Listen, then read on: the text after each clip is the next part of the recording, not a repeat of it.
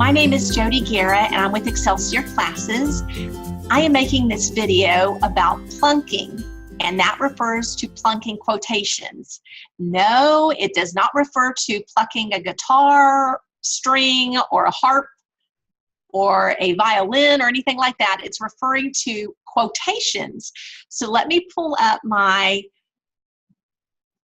PowerPoint presentation and we can get started on plunking. What I believe is probably the #1 problem that I see in high school writers is learning how to integrate quotes effectively. Most don't even know that this is a mistake, and we'll talk about why that is at the end of our time together and what I think are some good solutions for learning how to avoid it.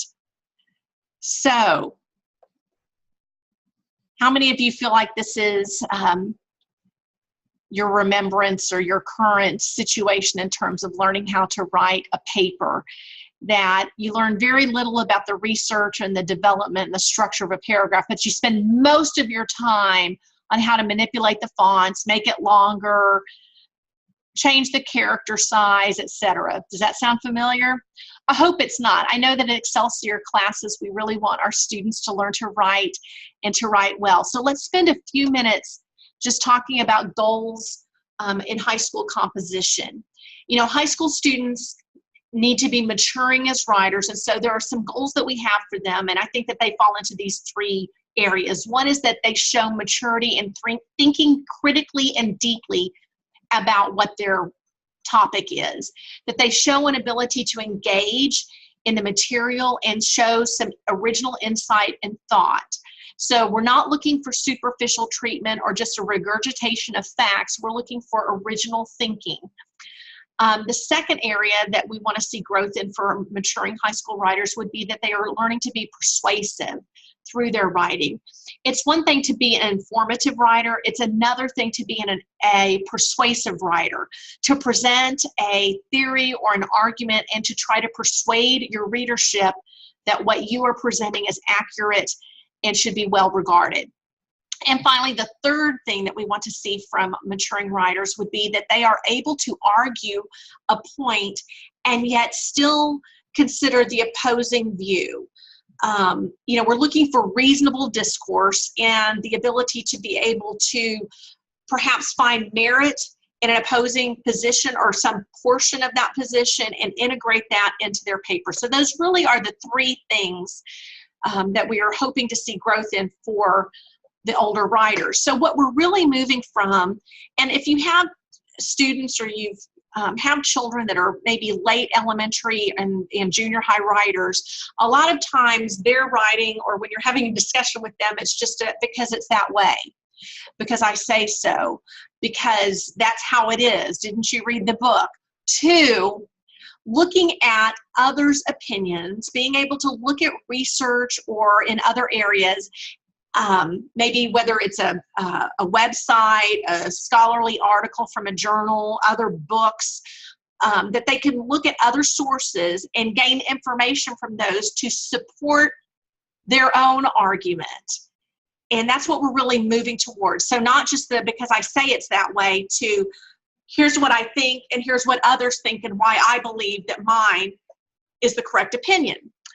So what that means is that high school students now have to learn not just to support the ideas from what they're reading themselves. I'm speaking primarily from an English point of view, but this would be the case in any discipline, whether it's science or psychology, any of the social sciences, history, that from the text that they're using themselves, whatever the primary text is, that they can support their own argument from what they read there, but they also can support their ideas from expert opinions from others. And that's where the research part comes in. Those scholarly journal articles, well-regarded websites, anything that will undergird their own opinion and provides credence to what they are saying in their own work.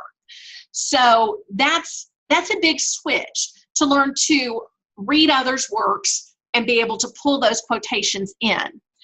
So plunking really refers to, now I'm going to get to finally what plunking is. It's the improper integration of a quotation into the prose of the writer. So basically, when you are writing and you use a quotation, that needs to form a complete sentence in and of itself. The quote is not its own sentence.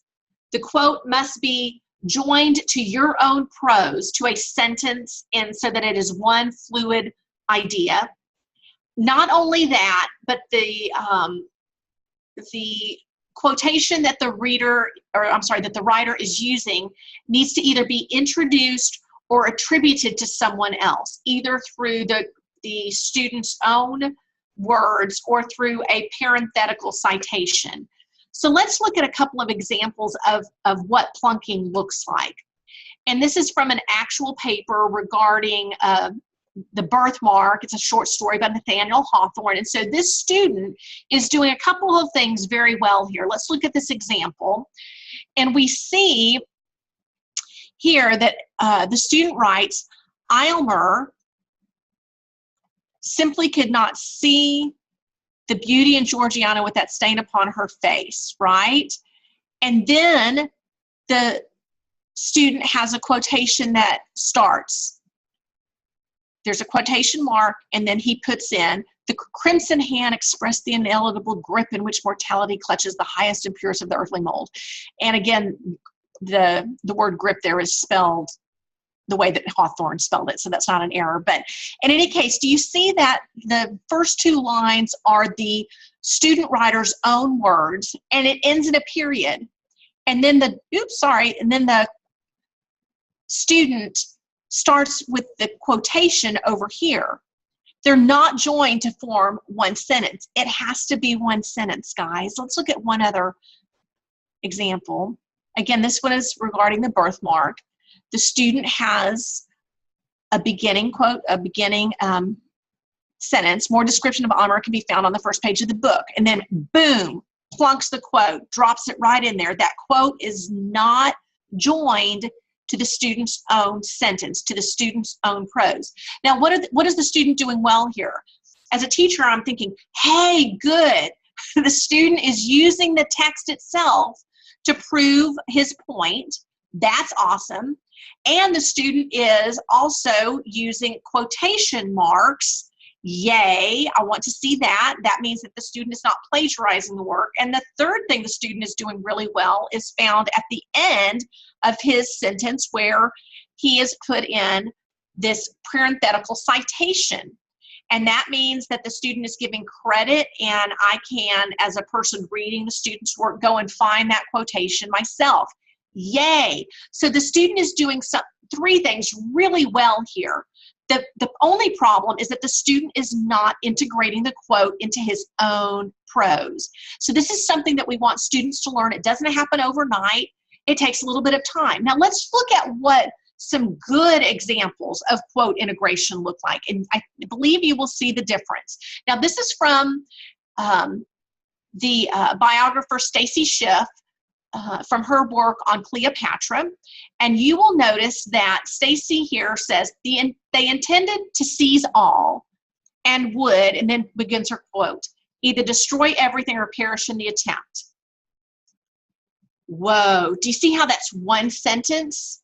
One sentence. Now, most biographies or works of any length do not use parenthetical citation. And so that's one difference that you'll see here between what a student is writing and what a person writing in a longer work would use. They will probably use endnotes or footnotes at the bottom of the page. In any case, do you see that that is one sentence? Awesome. Okay, next, another example, same book.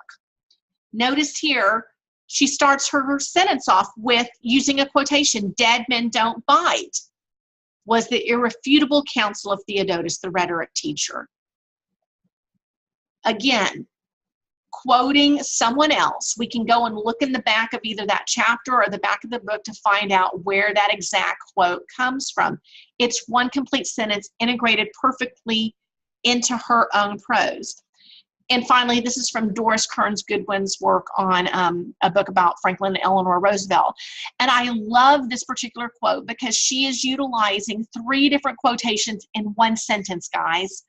To his daughter, Anna, he was always very active physically.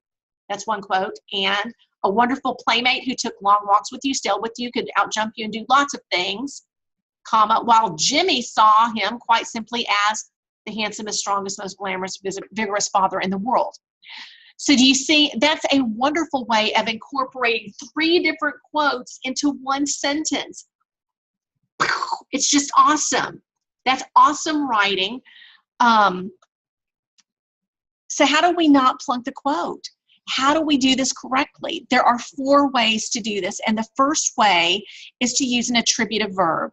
Now, an attributive verb is a verb of saying, telling, relating. Here are some examples here. Says, claims, notes, writes, exclaims, and argues. It's the simplest one to use because all you do is put that verb, put a comma, and then your quote.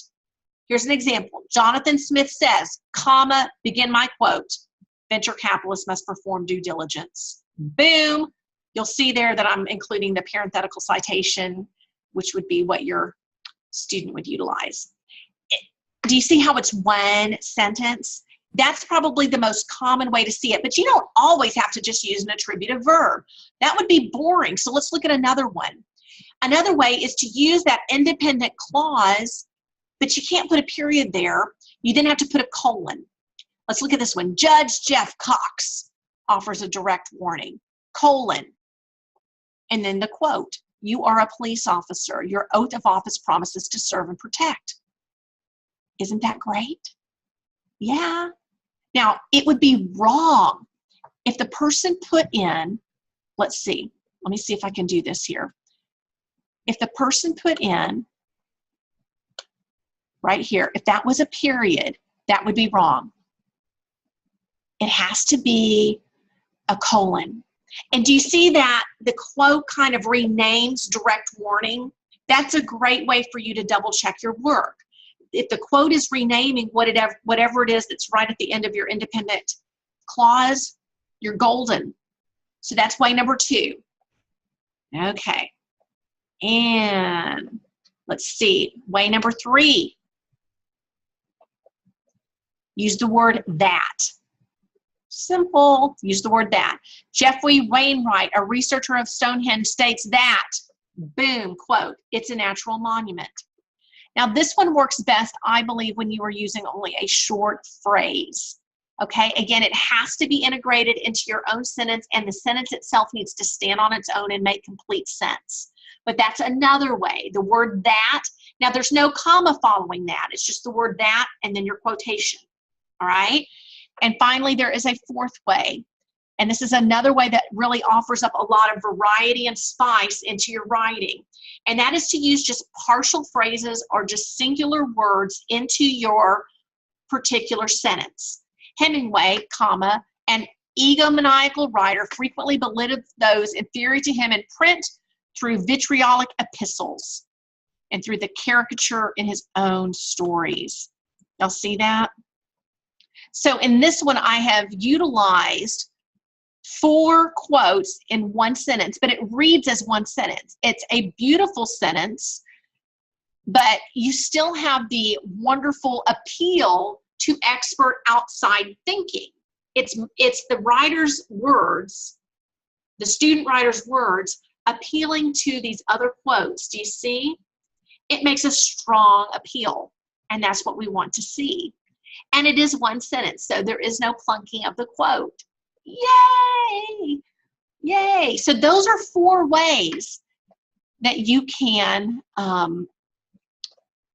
integrate quotes correctly and avoid plunking.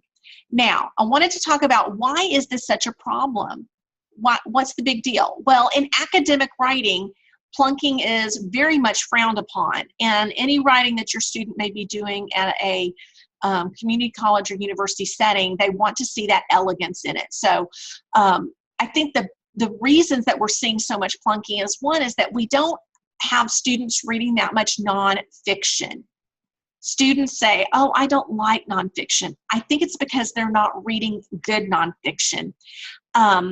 You have to find works that have used research themselves. So I have 2 examples here. One is, there's a Penguins Live series, and they're very short biographies. They're all well written, they're all well researched, well edited. And you'll notice in the very back that any of these will have a biography or a bibliography, okay? That's what you want to see, works that have been consulted outside sources that they then will utilize within their own work, all right? Here is another example, and this one is Candace Millard. She's great. She has several books out. I think her most recent book is about Winston Churchill, if any of you are World War II fans. This particular book is Destiny of the Republic, and it's about James Garfield, the president's assassination. In any case, what I wanted to point out to you is that she uses a lot of quotes. This is a very well-researched book, and at the back, there is a notes section. And not only is there a notes section where it explains where each quote came from and her interpretation of the quote, there is also a very lengthy bibliography.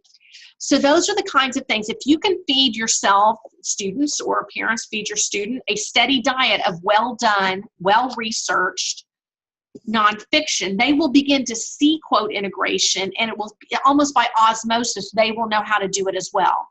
I think some other reasons that students don't really understand plunking very well would be just social media and the lax rules of posting and texting, that we don't really pay attention to that so much. And I have to tell you, every time I'm reading on various news websites, the poor editing that is done there, there aren't very many good models to follow for how to integrate a quote well, and therefore that's why this good diet of nonfiction is pretty important. In any case, I hope that this was helpful. Again, plunking just refers to the improper integration of a quote within the prose of a writer, and it's a problem for academic writing.